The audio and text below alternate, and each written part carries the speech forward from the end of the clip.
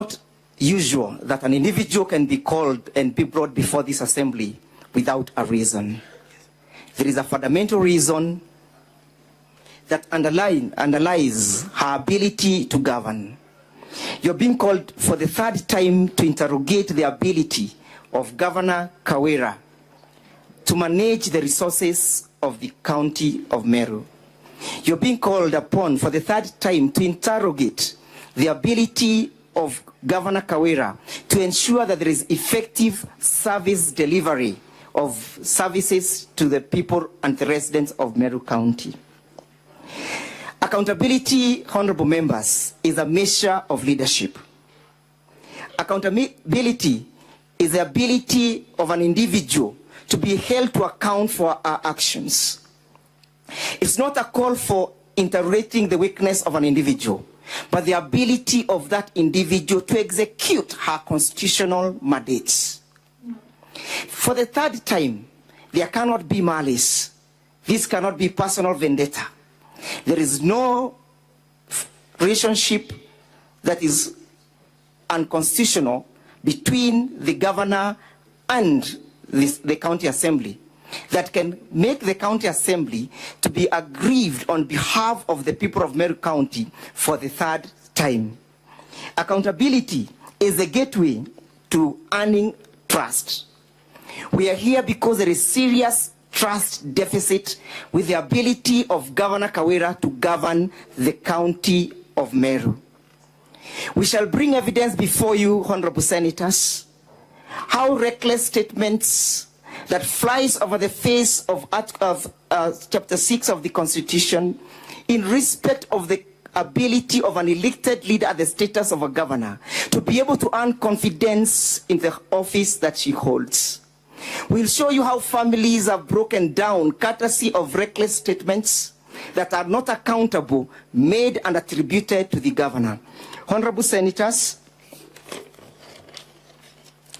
we shall bring before you evidence how money and resources that Kenyans are on day-to-day basis working hard to generate are being misused at the heart and the behest of the governor, at the quest or behest of her inability to govern the resources, her inability to manage the county government of Meru, her inability to be in charge of the county.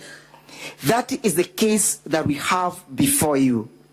And when she is called to answer to the same, she has always an escape route. She has manufactured a serious safety valve that makes sure that she is never held to account of her actions. She blames others. She keeps on saying, it wasn't me. She is in charge of the county that, as we speak, has embezzled, courtesy of maintaining a manual payroll, Kenya shillings 212 million, hard-earned money, due to the inability to manage the county. We have a governor who is serving in the county government of Meru and who is not able to manage her human resource. When proper procedures are taken, when proper procedures are called out by the employees, they are victimized. They are victimized because she wants to maintain a system that is not accountable. This house has risen to the occasions, and whenever I appear before this house, I live with confidence, whether we win the case or we lose the case, that this house has done its work. This is the house that will go to the history of this republic, that it has been out to hold individuals accountable, irrespective of your gender, irrespective of your association, irrespective of your political association. This house has remained true to its calling.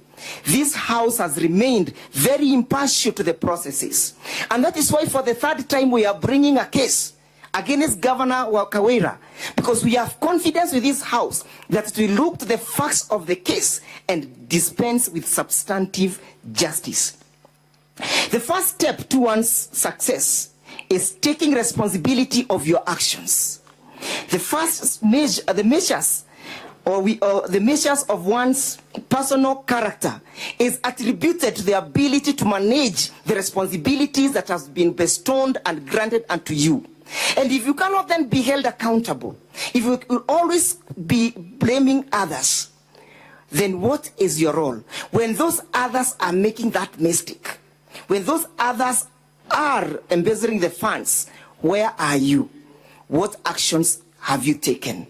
We'll bring cases where the county assembly has attempted to hold accountable the governor, reports made before the county assembly, summons issued, recommendation made, and the governor declines. With contempt, ridicule, and spite on the part of the county assembly. That is the case that we have. Honorable senators, holding people accountable is a show of love. When you hold somebody accountable, you are simply saying, honorable senators, that you are capable of a bigger or to do bigger things. This is not out of malice. It's not out of any personal vendetta. It's to show the love that the county assembly has for the people of Meru. We'll present before you evidence that public participation was effectively carried out. 85% of the participants giving a verdict that supports the county assembly's case. We'll give you evidence that 49 county assembly members voted in support of the motion. These are not relatives to the governor. They have no any fraternal association with the governor. They are people who are simply executing their mandate as bestowed by the Constitution. That is the simplicity of the case that we have. We'll bring you evidence of a witness who is currently displaced from her matrimonial home, courtesy of the responsibility of the governor, courtesy of the governor inability to manage how she relates the members of the public. We'll bring you the sniper's wife. The sniper's wife is a case before this assembly, not to prosecute the murder case, but to prosecute chapter 6 of the Constitution in respect to the governor ability to manage the county. As I pen off and invite my learned friend, honorable senators, we invite objectivity in the case. You brought evidence by Governor Kawira. Former individuals who moved this motions before you for her impeachment have now been staged as a witness. You realize what happened, what dawned occurred to this county member of assembly who just the other day, a few months ago, was moving the impeachment for the governor, and now they have become a darling of the governor. Is that really a conduct that is consistent with innocence, that is consistent with integrity and accountability and transparency? We'll bring you that evidence. We'll show you why this a serious turn of events. Honorable senators, kindly allow me to invite Mr. Mawira for further submissions. I am most humbled.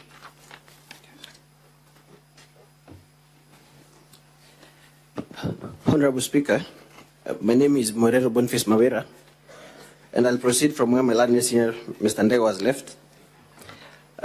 Honorable Speaker, as I was preparing to make this statement, I found myself pondering about this third impeachment process that is before you. And the question that came to my mind is it merely for the joy of doing it? Is it merely for the joy of it that the County Assembly of Meru is before you for the third time? Is it merely for the joy of it? Honorable Senators, clearly and logically, there is a problem.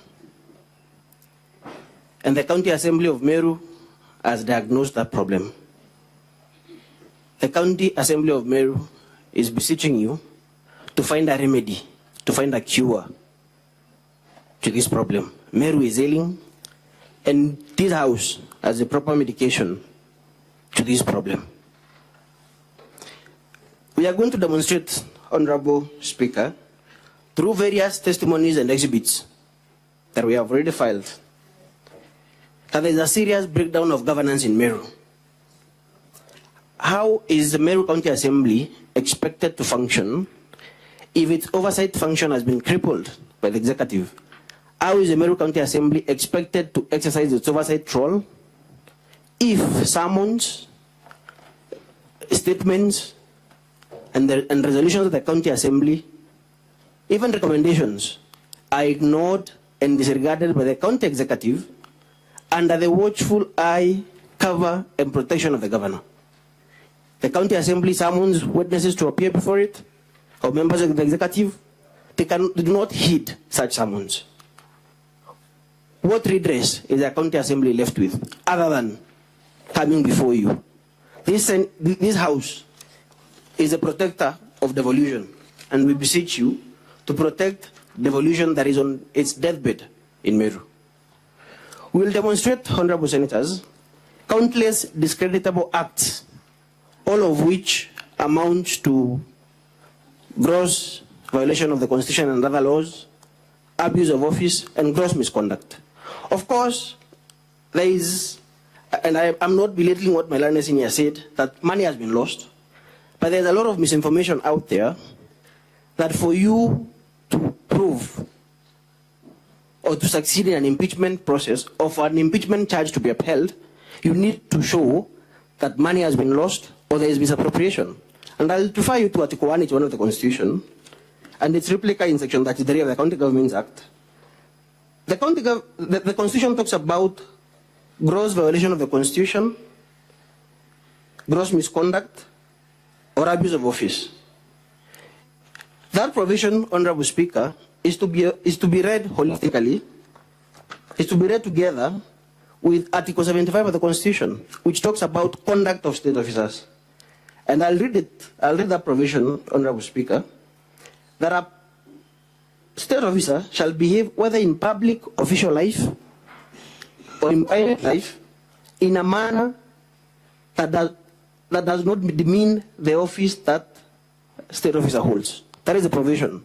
So it's not just a matter of misappropriation or loss of money. Your conduct as a state officer, whether in public, official life, or private life, would equally meet the threshold for impeachment. And I will not state names, but we have seen in this very republic gross misconduct by state officers elsewhere. And they have been held to account, notwithstanding that there was no loss of money. Honorable Speaker, we will show you specific acts by the governor in our own name. And therefore the defense of "it wasn't me" does not avail itself. Of course, attempts have been made by the governor to deflect these specific acts on our part, including through forgery of documents. And those documents have been filed, and they're before you, Honorable Senators. And those documents, which the County Assembly contends are outright forgeries, are meant to drink this Honorable House and to deflect the attention of this House from the real issues. And the real issues, for example, that forgery relates to a specific act by the governor in revoking the appointment of the CEO of the Meru County Public Service Board. But letters have been forged to cover up and to drink this Honorable House, to divert attention from that specific act in our own name, by our own signature, and under our own hand. We are going to demonstrate, Honorable Speaker, that the governor has persisted in a path of impunity through the county secretary and the chief of staff.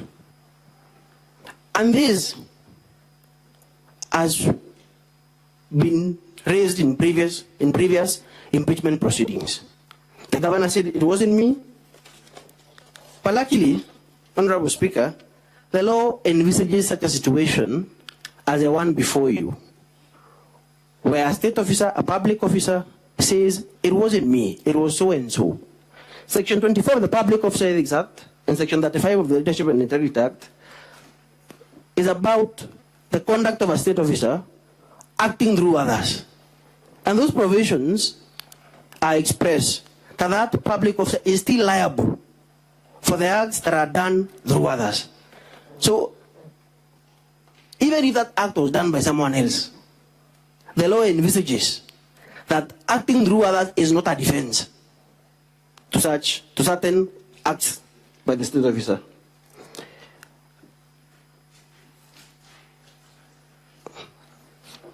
What recourse, Honorable Speaker, does the County Assembly have if it made recommendations pursuant to previous impeachment proceedings that the governor take action against these specific officers?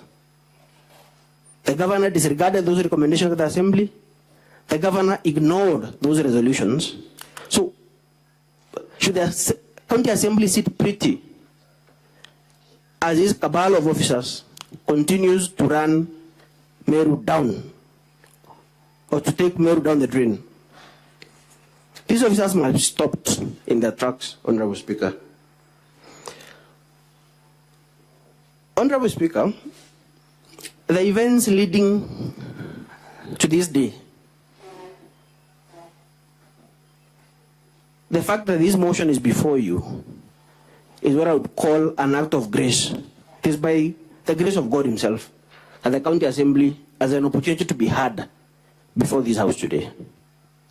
There have been many threats, intimidation, and attempted arson of the County Assembly on the eve of the debate of the impeachment motion. And this is the County Assembly that is expected to oversee the governor. Clearly, Honorable Speaker,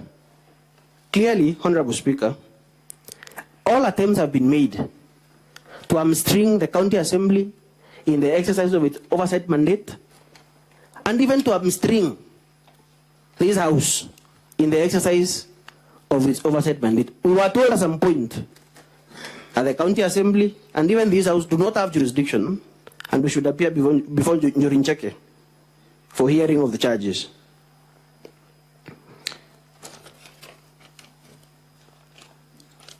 The governor, of course, will tell you, Honorable Speaker, that the County Assembly is abusing its oversight role,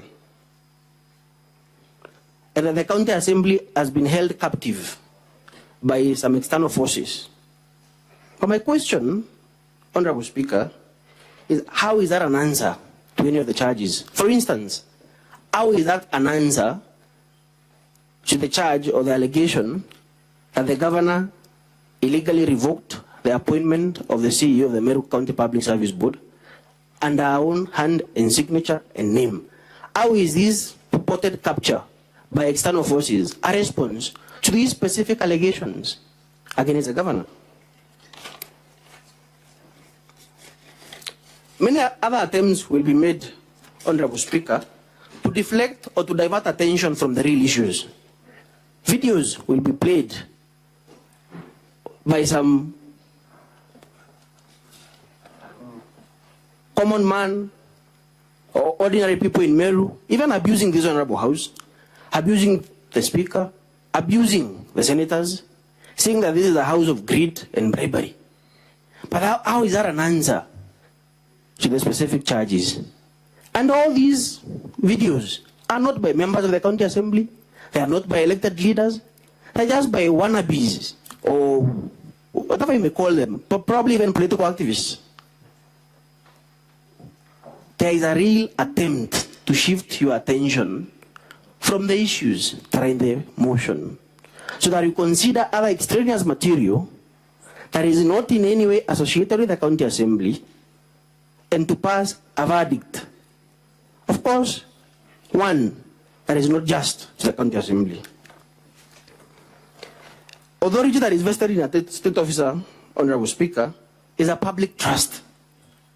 And pursuant to Article 73, it should be exercised in a manner that promotes confidence, public confidence, in the integrity of that office,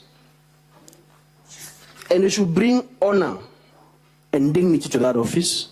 It should equally demonstrate respect for the people.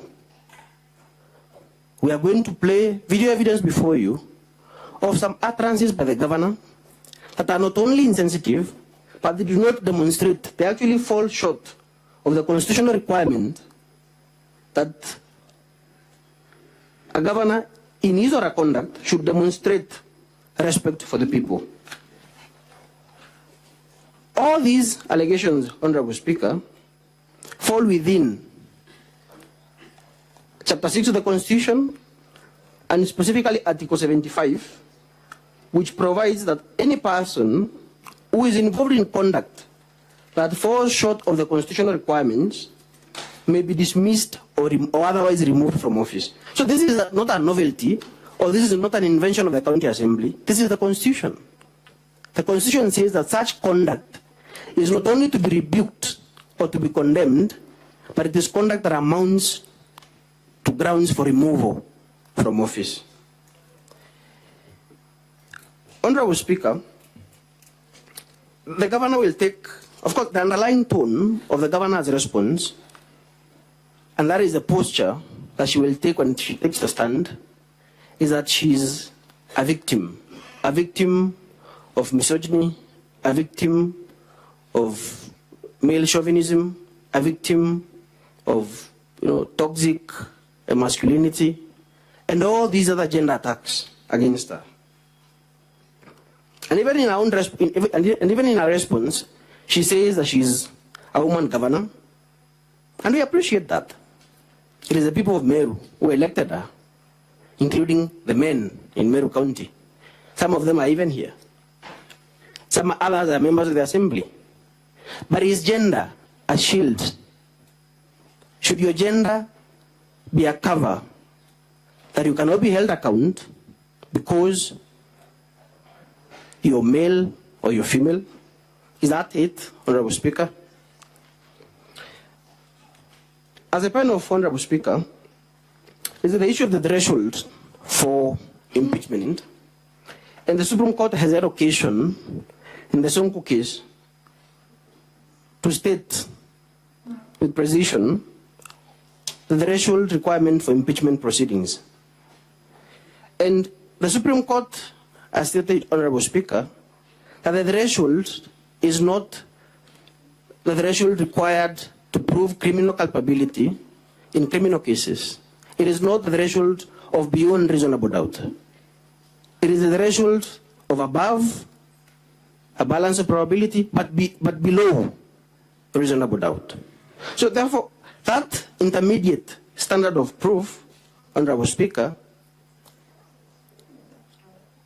through the various exhibits and testimonies that we are going to play before you and present before you, is a threshold that would not only be met, but the County Assembly will equally discharge the burden on its part in line with that interpretation by the Supreme Court.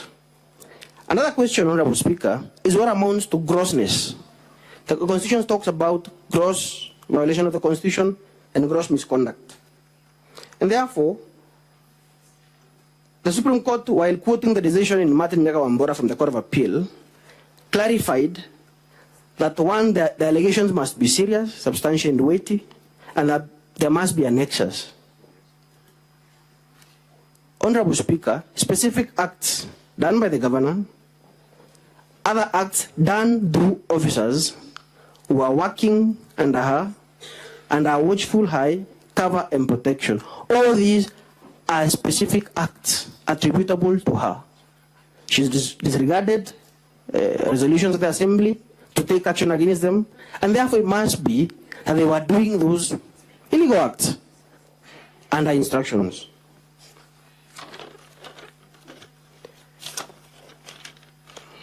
Honorable Speaker, we are going to demonstrate through our various pieces of evidence that the County Assembly has no recourse but to turn to this House for redress and to redeem devolution that has clearly died in Meru.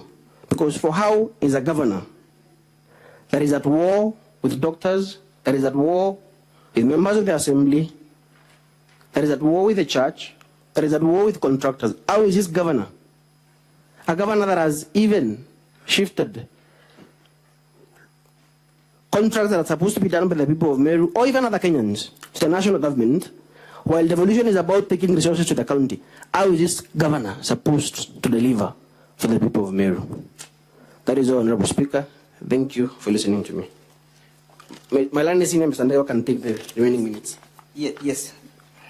Thank you, Mr. Speaker, sir. In summary, Your Honor, Mr. Speaker, sir, Honorable Senators, joining issues with the submissions made by my learned friend, and especially on the issue of the attempted arson. It is not a coincidence that attempts to burn down the County Assembly of Meru was done at night of the 8th of August 2024, when this Senate was seized with, when the County Assembly was seized with the impeachment motion. It's not a coincidence that individuals have actually been charged before the court of law as a result of that attempt. Honorable Senators, the proposals being made out there, some of which are constitutional, including the dissolution of the county government of Meru, is not a solution to the problem that we have. Why? Because we have identified the problem. The problem is one individual, Governor Kawira. We have identified the problem is a problem of mismanagement. We have identified the problem is a problem of accountability. We have identified the problem. The problem rests with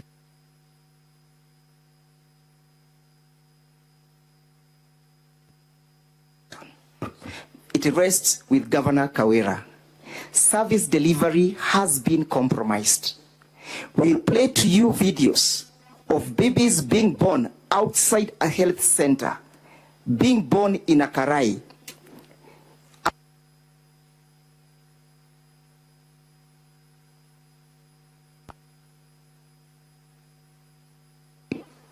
At 11 o'clock in the morning, when you expect the facility to be fully functional, the facility is closed, no service is being delivered, expectant mother delivering inje outside.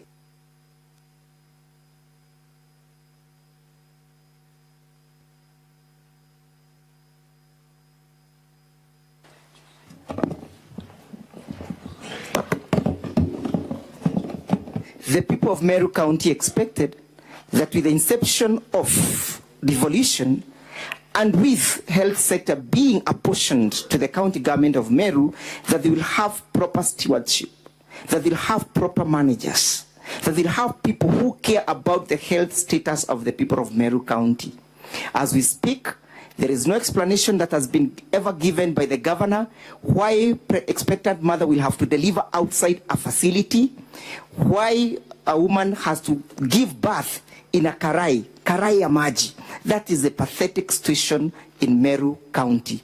No explanation has been given, no apology has ever been given by the governor, no actions has ever been taken to ensure that such action is not or does not occur. No disciplinary actions taken in respect to that particular facility. So that is the case for the County Assembly. We urge you, Honorable Senators, to listen to us, to give us time to substantiate the simple charges that we shall place before you, Honorable Senators. It's a case of mismanagement. It's a case of unaccountability. Is a case of bad governance, is a case of a governor gone rogue, is a case of victimization of the officers serving under the office of the governor or serving under the office of the governor. It's in a case of making sure that systems clogs to the benefit of few individuals. That is the simplicity of our case, Honorable Governors. We'll present you with evidence, concrete evidence, Honorable Senators, to prove that simple case. The case that meets the threshold as enshrined under Article 181 and is read together with Section 33 of the County Government Act, is a case about the status of the governor of the Meru County government. As I pen off, Honorable Speakers, some of the proposals being made can be resolved with actions being taken before this Senate. Most obliged. We now invite the Counsel for the Governor to proceed to make your opening statement. Your time starts running from now. Not more than 30 minutes. Thank you, Mr. Speaker, sir. I will be doing 5 minutes. My learned senior, Mr. Ngoya, will do the remaining bit. Before I cede ground to my learned friend, I thought, Honorable Senators, that I should remind you of remarks made by the team representing the County Assembly in November 2023 when we were here for the last impeachment. Council representing the County Assembly predicted, or rather prophesied, that we will be back here. But Council then was very quick to put a disclaimer that though he's not a prophet, neither does he come from a family of prophets, he was sure that we would be here. And for sure, we are here today. So the question is, if Council was not a prophet, does not come from a family of prophets, how could he predict with precision that indeed we would be here? And the prediction comes to pass. Honorable Senators, I came across a quotation by Abraham Lincoln and Peter Drucker, who said, the surest way to predict the future is to create it. So they went and created this moment. That's why they were able to predict that we would be here. They created another impeachment while they were still standing prosecuting their previous impeachment motion. Honorable Senators, how did they do this? They went back, and we will have evidence to show that one day after the Senate discharged the Senate of all the charges, they were gathered in Nairobi, retreats were held to create a new impeachment motion based on lies. So the people before you today, the County Assembly of Meru, are liars, pathological liars.